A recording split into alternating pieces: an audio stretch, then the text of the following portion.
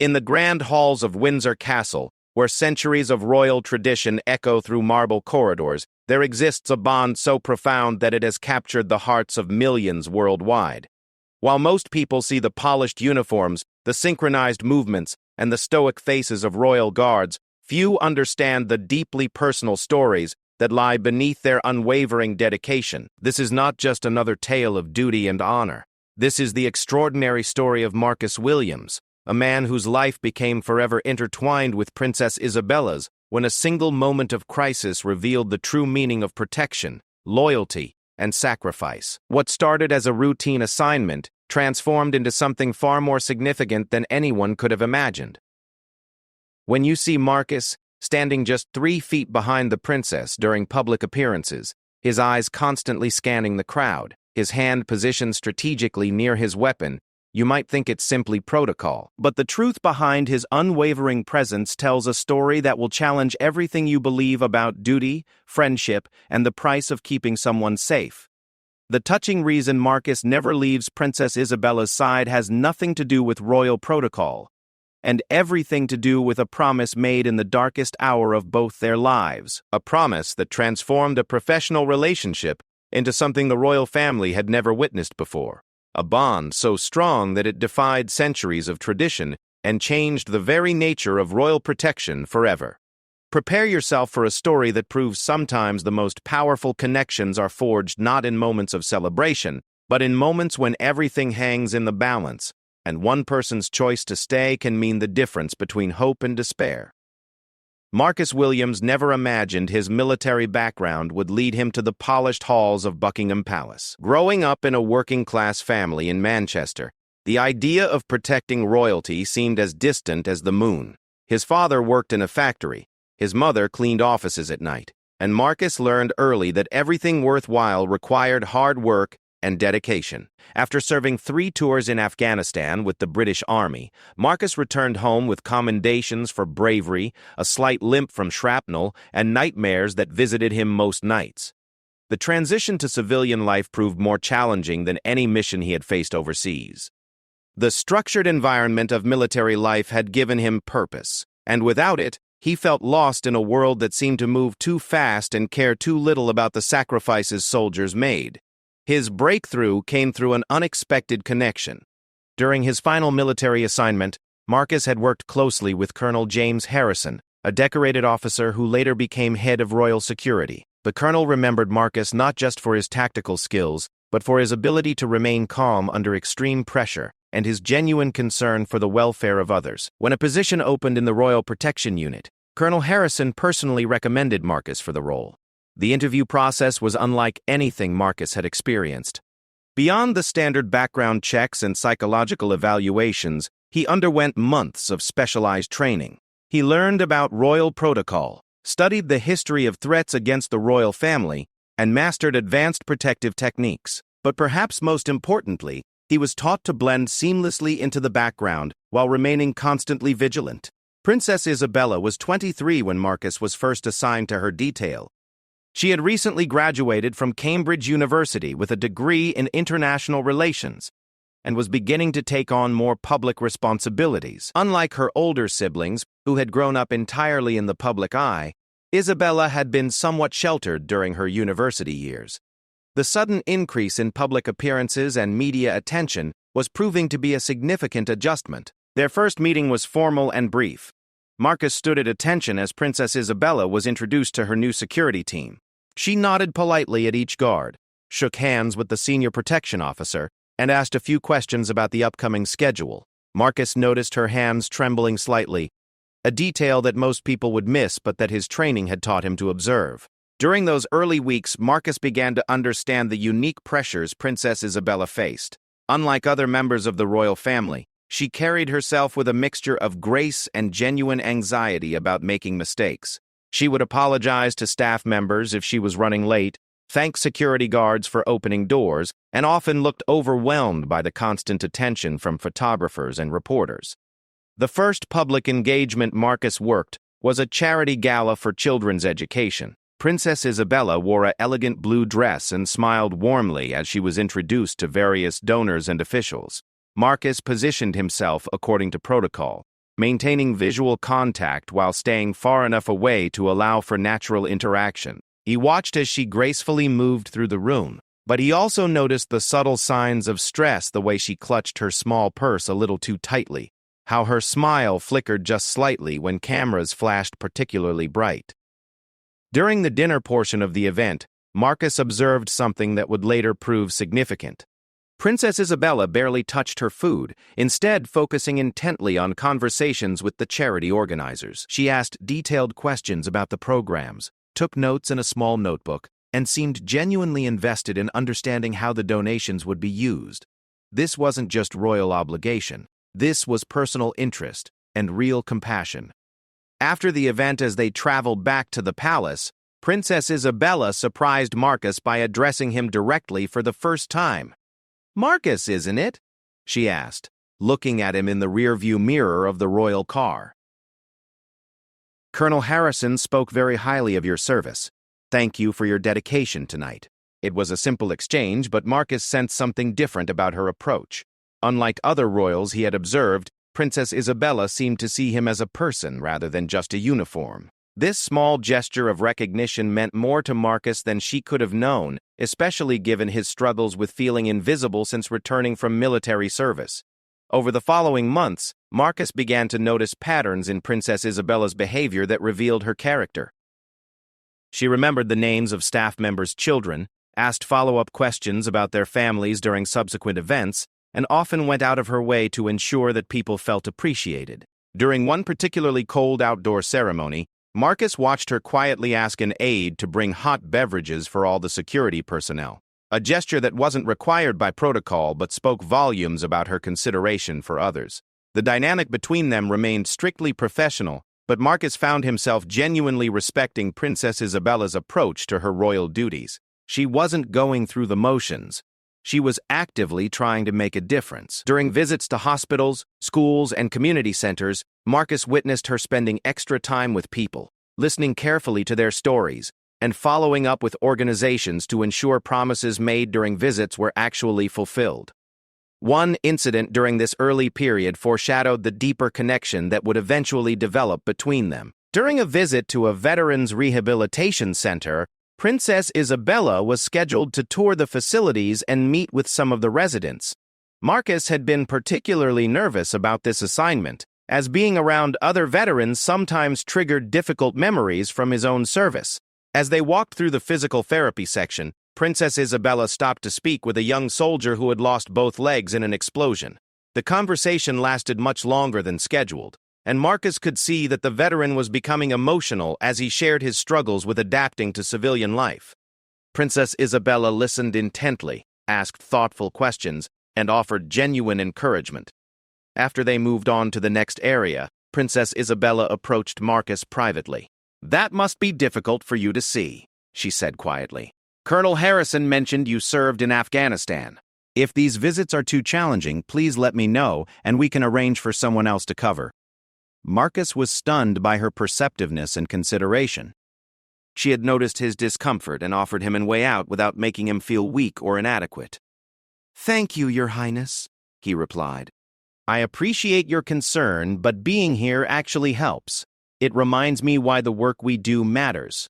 Princess Isabella smiled genuinely, for the first time since he had been assigned to her detail. "I'm glad to hear that, Marcus. I have a feeling we're going to make a good team." Neither of them could have predicted how prophetic those words would prove to be, or how the events of the coming months would test both their professional relationship and their personal strength in ways neither had ever imagined. The foundation of trust and mutual respect that was beginning to form would soon become the bedrock that would sustain them through the most challenging period of both their lives. As winter approached and Princess Isabella's public schedule intensified, Marcus settled into his role with growing confidence. He had found his purpose again, and for the first time since leaving the military, he felt like he was exactly where he belonged. The nightmares were beginning to fade, and the structure and meaning of protecting someone who genuinely cared about making the world better gave him the sense of mission he had been missing. But neither Marcus nor Princess Isabella could have anticipated that their professional partnership was about to be tested by circumstances that would change everything they thought they knew about duty, loyalty, and the true meaning of protection. The morning of March 15th started like any other day for Marcus Williams. He arrived at Buckingham Palace at 6 a.m. for his briefing, reviewed the security protocols for Princess Isabella's scheduled appearance at the London Children's Hospital, and checked his equipment with the methodical precision that had kept him alive during 3 military tours. Nothing in the intelligence reports suggested this would be anything other than a routine public engagement. Princess Isabella had been looking forward to this particular visit for weeks. The Children's Hospital was launching a new cancer research wing, funded largely through donations raised at charity events she had attended. She had specifically requested extra time with the young patients, wanting to personally thank the children and families who had agreed to participate in research studies that might help future generations. The morning proceeded exactly as planned. Princess Isabella toured the new facilities, met with doctors and researchers, and posed for photographs with hospital administrators. Marcus maintained his standard position, 3 feet behind and slightly to the left, his eyes constantly scanning the crowd of medical staff, patients' families, and media representatives who had gathered for the event. During the visit to the pediatric ward, Princess Isabella spent considerable time with 8-year-old Emma Chen, a young girl undergoing treatment for leukemia. Emma had written a letter to the princess months earlier, expressing her dream of becoming a doctor to help other sick children. Princess Isabella not only remembered the letter, but had brought a small gift, a set of children's medical books and a stethoscope that had been specially engraved with Emma's name. Marcus watched this interaction with admiration. Princess Isabella knelt beside Emma's wheelchair, speaking to her at eye level, listening carefully as the little girl explained her treatment and her hopes for the future. There was nothing staged about this moment. It was genuine compassion and connection. Marcus had seen many public figures go through the motions during hospital visits, but Princess Isabella's engagement was different. She truly cared. As they prepared to leave the hospital, disaster struck without warning. Princess Isabella was walking toward the main entrance, surrounded by her security detail, when she suddenly collapsed. One moment she was waving goodbye to a group of young patients who had gathered to see her off, and the next moment she was on the ground unconscious. Marcus reacted instantly, his military training taking over. While other security personnel secured the perimeter and called for medical assistance, Marcus dropped to his knees beside Princess Isabella. Her breathing was shallow, her pulse was rapid, and she showed no response to verbal commands. The hospital's emergency medical team arrived within seconds, but those moments felt like hours to Marcus. Dr. Sarah Mitchell, the hospital's chief of emergency medicine, quickly assessed Princess Isabella's condition. "We need to get her to the emergency department immediately," she announced. "This looks like it could be a severe allergic reaction or possibly cardiac-related. We won't know until we run tests." As the medical team prepared to transport Princess Isabella to the emergency room, Marcus faced a critical decision. Royal protocol dictated that in medical emergencies, the protection detail should coordinate with hospital security and maintain a perimeter while medical professionals took control. However, something deeper than protocol was driving Marcus's actions.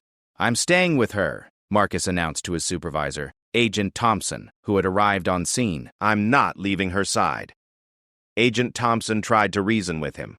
"Marcus, the medical team has control now. We need to establish security protocols and notify the palace. You should step back and let us handle the coordination." But Marcus refused to move. As they wheeled Princess Isabella toward the emergency room, he stayed right beside the gurney, his hand protectively hovering near her arm. "She was alone when this happened," he said firmly. "She shouldn't be alone when she wakes up." Mitchell initially protested Marcus's presence in the emergency room, citing hospital policy and patient privacy concerns.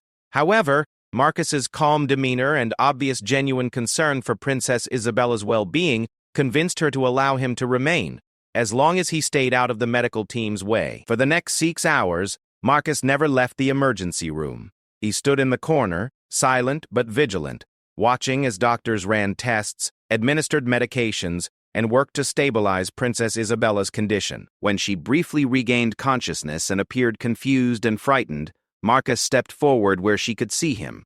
"You're safe, Your Highness," he said quietly. "You're at the Children's Hospital. The doctors are taking excellent care of you." Princess Isabella's eyes focused on Marcus's face, and she seemed to relax slightly before losing consciousness again. Doctor. Mitchell later told Marcus that having a familiar, trusted face nearby during moments of confusion can be incredibly important for patients experiencing medical trauma. The test results revealed that Princess Isabella had suffered a severe allergic reaction to a new medication she had been prescribed for chronic headaches. The reaction had caused her blood pressure to drop dangerously low, leading to the collapse. While the condition was serious, it was treatable, and with proper medication adjustments, she would make a full recovery. However, the recovery process would take time. Princess Isabella remained in the hospital for 4 days, during which Marcus maintained a constant presence. He slept in a chair beside her bed, ate meals brought by hospital staff, and refused offers from other security personnel to relieve him. When senior palace officials arrived and suggested that Marcus should return to his normal duties while other guards maintained security, he respectfully but firmly declined. "With all due respect, sir," Marcus told Lord Chamberlain Phillips, "Princess Isabella trusted me to keep her safe. I'm not walking away from that responsibility now." During Princess Isabella's recovery, Marcus witnessed sides of her that few people ever saw. Without the public facade that royal duties required, she was vulnerable, sometimes scared, and deeply appreciative of the care she was receiving. She thanked every nurse, remembered details about the medical staff's personal lives, and worried more about the inconvenience her illness was causing others than about her own discomfort. On the second day, when Princess Isabella was feeling well enough to have longer conversations, she asked Marcus why he had stayed. "You didn't have to remain here," she said. "I know this goes beyond your normal duties." Marcus considered his words carefully. "Your Highness, during my military service, I learned that protecting someone means more than just preventing threats. Sometimes it means being present when they're vulnerable, ensuring they know they're not alone. You've shown such care for others during every public engagement I've witnessed. It seemed important that someone show that same care for you." Princess Isabella was quiet for a long moment. When she spoke again, her voice carried an emotion that Marcus had never heard before. "Thank you, Marcus. I've spent my entire life surrounded by people who are paid to be around me, but very few who choose to stay when it's difficult. Your presence here means more than you know." That conversation marked a turning point in their relationship. While they would always maintain appropriate professional boundaries, there was now an underlying current of genuine mutual respect and understanding that transcended typical royal guard dynamics. News of Marcus's vigil beside Princess Isabella's hospital bed began to spread among palace staff and eventually reached the media. Initially, palace press officials tried to downplay the story, describing it simply as standard security protocols during the princess's brief medical stay. However, hospital staff who had witnessed Marcus's dedication began sharing details about his round-the-clock presence, his obvious concern for Princess Isabella's well-being, and his refusal to leave her side. When Princess Isabella was finally discharged from the hospital, she specifically requested that Marcus escort her back to the palace. As they walked toward the royal car, she paused and turned to address the small group of media representatives who had gathered. "I want to publicly thank the incredible medical team at London Children's Hospital for their exceptional care," she said. "I also want to acknowledge that during a frightening and uncertain time, I was blessed to have people around me who demonstrated what true dedication and compassion look like." While she didn't mention Marcus by name, everyone present understood who she was referring to. The moment was captured by photographers and later appeared on front pages across the country, showing Princess Isabella walking beside Marcus, who maintained his professional demeanor while clearly staying closer to her than standard protocol typically required. Back at the palace, senior officials debated how to handle the situation. Some worried that Marcus's actions, while well-intentioned, had created an inappropriate precedent that might blur the lines between personal and professional relationships within the Royal Protection Unit. Others argued that his dedication represented the finest traditions of royal service and should be commended rather than criticized. Colonel Harrison, who had originally recommended Marcus for the position, met with him privately to discuss the incident. "You've created quite a stir, Marcus," he said with a slight smile. "The question now is what happens next." Marcus had been wondering the same thing. His actions during Princess Isabella's medical emergency had felt completely natural in the moment, but he understood the complications they had created within the rigid structure of royal protocol. "Sir, "I did what I felt was right," Marcus replied. "If that's created problems, I'm prepared to accept the consequences. But I want you to know that I don't regret staying with her." Colonel Harrison nodded thoughtfully. "The thing is, Marcus, Princess Isabella has specifically requested that you remain as her primary protection officer. She's also requested that security protocols be adjusted to allow for what she calls more human-centered protection approaches. It seems your decision to stay has opened up some interesting conversations about how we balance security requirements with personal care." As Marcus returned to his duties, he realized that everything had changed. The professional relationship he had carefully maintained with Princess Isabella now included an element of personal connection that would shape every interaction going forward.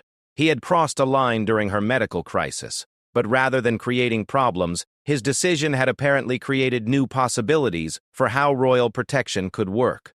Neither of them yet understood the full implications of what had happened during those 4 days in the hospital, or how that experience would prepare them for the even greater challenges that lay ahead. In the months following Princess Isabella's medical emergency, the dynamic between her and Marcus evolved in ways that surprised everyone at the palace. Rather than returning to their previous formal interactions, they had developed a working relationship built on mutual trust and understanding that enhanced both their professional effectiveness and personal well-being. Princess Isabella began to rely on Marcus not just for physical protection, but as a steady presence during increasingly challenging public engagements. Her schedule had intensified significantly following her recovery, partly due to public sympathy and increased media attention, but also because she had found renewed purpose in her royal duties. The experience of being vulnerable and cared for had deepened her understanding of what it meant to serve others who were facing their own difficulties. Marcus noticed the change in Princess Isabella's approach to her responsibilities. She was more confident during public appearances, more willing to extend conversations with people who seemed to need extra attention, and increasingly vocal about causes that mattered to her. However, he also observed that the increased pressure was taking its toll. She was working longer hours, accepting more engagements than her schedulers recommended, and rarely taking time for rest during a particularly busy week in June. Princess Isabella had 7 public appearances scheduled across 4 different cities. The itinerary included a university commencement address, a military ceremony honoring fallen soldiers, the opening of a new community center, visits to 2 different hospitals, a state dinner with foreign dignitaries, and a charity auction for environmental conservation. Marcus expressed concern to Princess Isabella's private secretary about the demanding schedule. "This is more intensive than most cabinet ministers handle," he pointed out. "The princess hasn't had a full day off in 3 weeks. However, Princess Isabella insisted on maintaining the schedule. She had personally committed to each appearance, and she felt that disappointing people who were counting on her presence would be worse than dealing with exhaustion." The first sign that something was seriously wrong came during the military ceremony. Princess Isabella was standing at attention during the reading of names of fallen soldiers, when Marcus noticed her swaying slightly. Her face had gone pale, and small beads of perspiration appeared on her forehead, despite the cool morning temperature. Marcus positioned himself slightly closer, ready to provide support if needed, but Princess Isabella managed to complete the ceremony without incident. After the event, Marcus approached her privately. "Your Highness, are you feeling all right? You seemed unsteady during the ceremony." Princess Isabella brushed off his concerns. "I'm fine, Marcus. Just tired from the travel schedule. I'll be better after tonight's dinner." But Marcus wasn't convinced. His military training had taught him to recognize signs of physical and mental stress, and Princess Isabella was displaying several concerning indicators. He decided to keep even closer watch than usual during the remaining events. The situation escalated dramatically during the charity auction 2 days later. Princess Isabella was scheduled to give a brief speech about environmental conservation before the bidding began. She had prepared thoroughly for the presentation, and Marcus had watched her rehearse her remarks that afternoon. However, when she stepped up to the podium, something was clearly wrong. Princess Isabella began speaking normally, but within the first minute, her words started becoming confused. She lost her place in the speech, repeated a sentence twice, and then stopped mid-sentence, looking genuinely bewildered. The audience initially thought it might be a technical problem with the microphone, but Marcus immediately recognized the signs of a more serious issue.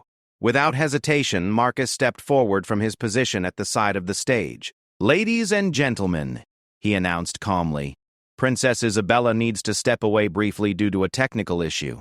We'll resume in just a moment." He gently guided Princess Isabella away from the podium and off the stage, where she immediately collapsed into a chair, her hands shaking and her breathing rapid and shallow. "I don't know what happened," she whispered to Marcus's. "I knew exactly what I wanted to say, but the words just disappeared." Marcus immediately called for medical assistance while shielding Princess Isabella from the view of guests and media representatives. Dr. Amanda Foster, a physician who happened to be attending the charity event, responded quickly. After a brief examination, she recommended immediate transportation to a hospital for comprehensive evaluation. This time, the medical crisis was more complex and frightening than Princess Isabella's previous allergic reaction. The hospital tests revealed that she was suffering from severe exhaustion, complicated by anxiety-related symptoms that were affecting her cognitive function. Dr. Combatis, Robert Sterling, the neurologist who evaluated her condition, explained that the demanding schedule, combined with the pressure of constant public scrutiny, had pushed her system beyond its limits. "Think of it as mental and physical overload," Dr. Brest Sterling explained to Marcus and Princess Isabella's family members who had gathered at the hospital. "Her brain is essentially protecting itself by shutting down non-essential functions when stress levels become too high. It's a serious condition, but with proper rest and stress management, she should make a full recovery. However, the recovery process would require significant changes to Princess Isabella's lifestyle and work schedule." Dr. Sterling recommended a minimum of 6 weeks of reduced activity, followed by a gradual return to public duties with built-in rest periods and stress management support for Princess Isabella, who had defined her identity through service to others. The prospect of stepping back from her royal responsibilities felt like personal failure. During her second night in the hospital, she broke down completely while talking with Marcus. "I've let everyone down," she cried. "All those organizations counting on me. All the people who wanted to meet me. All the causes that need attention. How can I justify taking time away when there's so much work to be done?" Marcus had never seen Princess Isabella in such emotional distress. Her usual composure and grace had been replaced by raw vulnerability and genuine anguish. He realized that her dedication to helping others had become both her greatest strength and her most dangerous weakness. "Your Highness," Marcus said quietly, "during my military service I learned that sometimes the most courageous thing a leader can do is recognize when they need to step back and recover. Taking care of yourself isn't selfish, it's essential. You can't serve others effectively if you're not healthy." Princess Isabella looked up at him through her tears. "But what if people think I'm weak? What if they lose faith in my ability to fulfill my duties?" Marcus considered his words carefully. "Ma'am, I've watched you work for nearly a year now. I've seen you comfort grieving families, inspire young people, and bring attention to causes that desperately need support. The people who matter will understand that even someone as dedicated as you needs time to recover. And frankly, anyone who doesn't understand that probably isn't worth worrying about." Over the following weeks, Marcus found himself taking on a role that went far beyond traditional security duties. With Princess Isabella's permission and the approval of palace officials, he became her primary support system during her recovery period. He coordinated with medical staff, managed her limited schedule of essential activities, and served as a buffer between her and well-meaning family members, staff, and friends who wanted to visit. Most importantly, Marcus helped Princess Isabella develop strategies for managing the anxiety and perfectionist tendencies that had contributed to her breakdown. Drawing from his own experience with post-traumatic stress from military service, he shared techniques for managing overwhelming thoughts and dealing with the pressure of constant responsibility. "When I first came back from Afghanistan," Marcus told her during one of their conversations, "I felt like I had to be perfect all the time to prove that I was okay. It took me a long time to learn that healing requires acknowledging limitations, not pretending they don't exist." Princess Isabella found comfort in talking with someone who understood the weight of responsibility and the difficulty of balancing personal needs with duty to others. Their conversations during her recovery period created a foundation of friendship that transcended their professional relationship. As Princess Isabella's health improved, they began taking short walks around the palace gardens. These walks became a crucial part of her recovery routine, providing gentle exercise while allowing for private conversations away from the constant attention of palace life. Marcus maintained his protective awareness during these walks, but he also served as a trusted friend who could listen without judgment and offer perspective when needed. During one particularly meaningful conversation, Princess Isabella told Marcus about her fears regarding her future role in the royal family. "Sometimes I wonder if I'm cut out for this life," she admitted. "Everyone else seems to handle the pressure so much better than I do." Marcus stopped walking and turned to face her. "Your Highness, if I may say so, the fact that you feel the pressure so deeply is exactly why you're so good at this job. You care about the impact you have on people. That caring is what makes your work meaningful, but it's also what makes you vulnerable to burnout. The key is learning how to protect that caring, while also protecting yourself." Princess Isabella smiled for the first time in weeks. How did a royal protection officer become so wise about emotional well-being? "Hard experience," Marcus replied with a slight grin. "And the benefit of working with someone who inspires me to think more deeply about what it means to truly protect someone." As Princess Isabella prepared to gradually return to her public duties, both she and Marcus understood that their relationship had been permanently changed by the crisis they had navigated together. What had begun as professional respect had evolved into genuine friendship built on shared understanding of duty, mutual support during difficult times, and deep appreciation for each other's character and dedication. The palace officials were still debating how to handle the unprecedented nature of their relationship, but Princess Isabella had made her position clear. Marcus would remain as her primary protection officer, and the protocols would be adjusted to accommodate the more personal approach to security that had proven so effective during her recovery. Neither of them realized that their deepened relationship was about to face its ultimate test, as events beyond their control would soon threaten not just Princess Isabella's well-being, but her very survival. The threat came without warning, buried in thousands of routine communications that palace security reviewed daily. It was Marcus who first noticed the pattern that others had missed: a series of seemingly unconnected social media posts, online purchases, and travel records that, when analyzed together, painted a picture of someone planning something terrible. Thomas Morrison was a 34-year-old former military contractor who had been dismissed from service for psychological instability and inappropriate behavior. Over the past 18 months, he had become increasingly obsessed with Princess Isabella, viewing her as a symbol of everything he believed was wrong with British society. His online activity showed a dangerous escalation from general complaints about the monarchy to specific threats against Princess Isabella's safety. What made Morrison particularly dangerous was his military background and his detailed knowledge of royal security procedures from his previous government work. He had been studying Princess Isabella's schedule, identifying patterns in her appearances, and developing a plan that exploited the predictable nature of royal engagements. Marcus brought his concerns to Colonel Harrison during their weekly security briefing.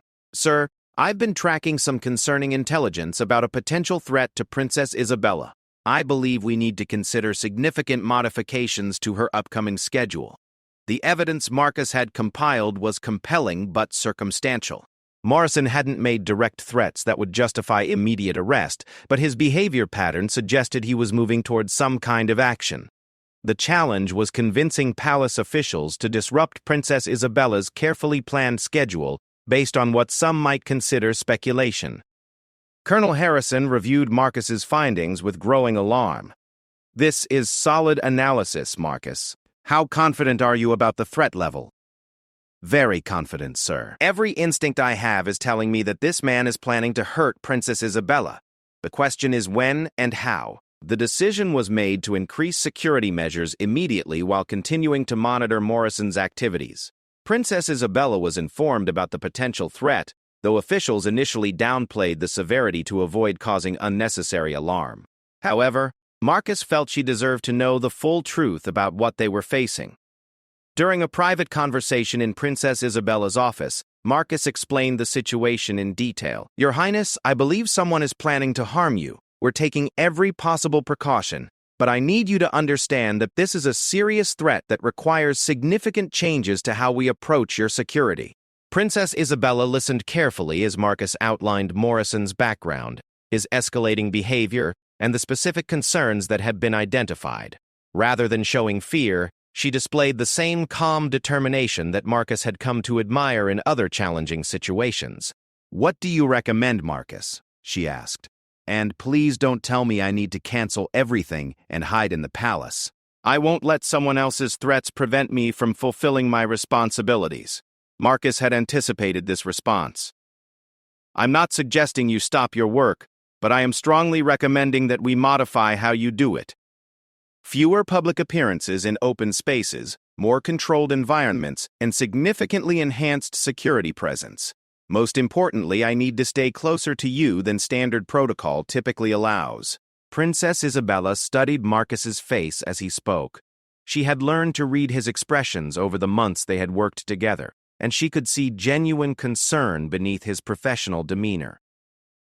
"You really think this person might try to hurt me, don't you?" "Yes, ma'am, I do, and I'm asking you to trust me to keep you safe." The trust that had developed between them during Princess Isabella's medical crisis now became the foundation for navigating this much more serious threat. She agreed to the modified security arrangements, and Marcus began implementing protective measures that went far beyond normal royal security protocols.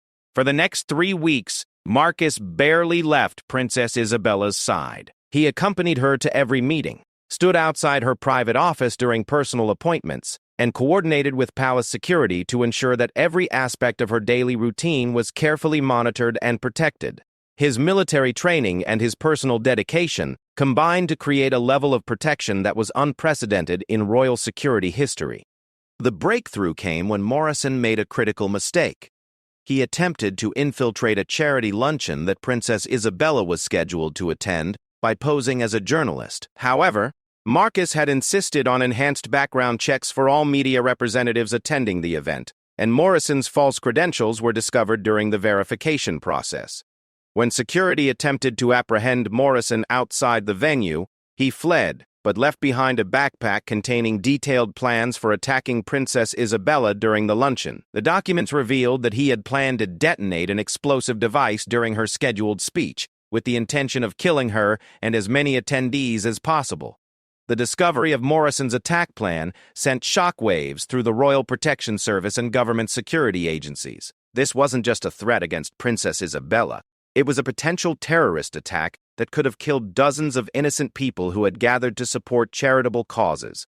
Marcus felt a mixture of relief and anger when he learned about the intercepted plot. Relief that the threat had been identified and stopped before anyone was harmed, and anger that someone had planned to hurt Princess Isabella and the people who supported her work.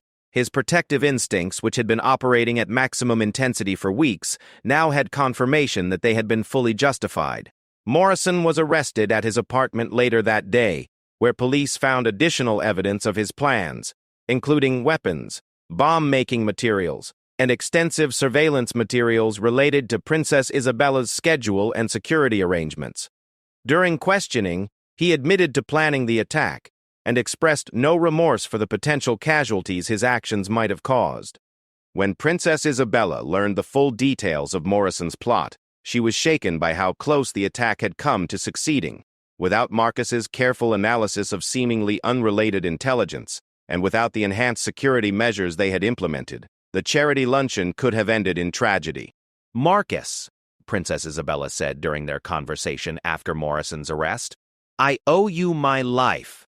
If you hadn't identified the threat and convinced everyone to take it seriously, I might not be here right now." Marcus was uncomfortable with her gratitude.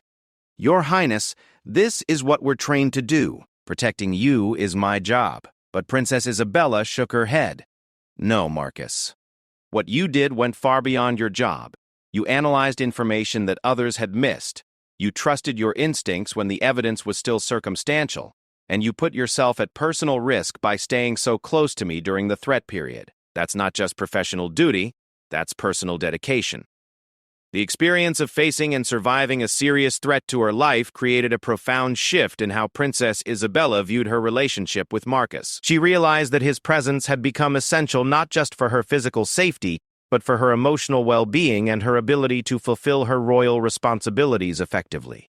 In the weeks following Morrison's arrest and conviction, Princess Isabella made a formal request to palace officials that would change royal security protocols permanently. She asked that Marcus be designated as her permanent personal protection officer, with modified duties that acknowledged the unique relationship they had developed. Marcus has proven that effective protection requires more than just physical security. Princess Isabella explained to the Lord Chamberlain and Colonel Harrison. His ability to understand my needs, anticipate threats, and provide both professional and personal support has been crucial to my safety and my effectiveness in this role. I'm requesting that his assignment be made permanent, with appropriate recognition of the extraordinary service he provides. The request was approved, though not without considerable discussion among palace officials about the precedent it was setting. Marcus was promoted to the newly created position of Personal Protection Coordinator, with enhanced authority and responsibility for all aspects of Princess Isabella's security. More significantly, the protocols were modified to formally recognize what had already become their working reality. Marcus would remain at Princess Isabella's side during all public and most private activities, not just as a bodyguard, but as a trusted advisor and support system who understood both the demands of royal duty and the personal costs of public service. The story of Marcus's dedication to Princess Isabella and the way their professional relationship had evolved into something deeper and more meaningful captured public attention around the world. Media coverage focused not just on the dramatic security threat they had overcome, but on the bond of trust and friendship that had developed between them. During Princess Isabella's first major public appearance after Morrison's arrest, she made a point of acknowledging Marcus's role in protecting her. "I want to thank all the security professionals who worked tirelessly to keep my family and me safe," she said. "Their dedication often requires personal sacrifices that the public never sees, and their commitment to our safety allows us to serve the public effectively." While she didn't mention Marcus by name, everyone in attendance understood who she was referring to. Marcus stood at his usual position, 3 feet behind and slightly to the left, but now his presence carried additional meaning. He wasn't just there to protect her from potential threats. He was there as a visible symbol of the trust, friendship, and mutual respect that can develop when people face challenges together and emerge stronger. The touching reason Marcus never leaves Princess Isabella's side in public had evolved far beyond the original security protocols that brought them together. It now represented a bond forged through medical crisis, emotional support during mental health challenges, and life-threatening danger that they had faced and overcome as a team. Marcus had found his purpose again, not just as a protector, but as someone whose presence made it possible for Princess Isabella to serve others more effectively. Princess Isabella had gained not just a bodyguard, but a trusted friend whose dedication enabled her to fulfill her royal duties while maintaining her emotional well-being and personal integrity. Their story became an inspiration to people around the world, proving that sometimes the most powerful relationships are built not on protocol or tradition, but on mutual respect, shared challenges, and the willingness to stand by each other when everything is on the line. As they continue their work together, Marcus and Princess Isabella represent something unprecedented in royal history. A partnership based on genuine friendship, mutual support, and shared commitment to service that transcends traditional boundaries while enhancing both their professional effectiveness and personal fulfillment. The touching reason Marcus never leaves Princess Isabella's side is ultimately simple. He has found someone worth protecting, and she has found someone who understands that true protection encompasses not just physical safety, but emotional support, personal respect, and unwavering loyalty during both the ordinary moments and the extraordinary challenges that define a life of public service.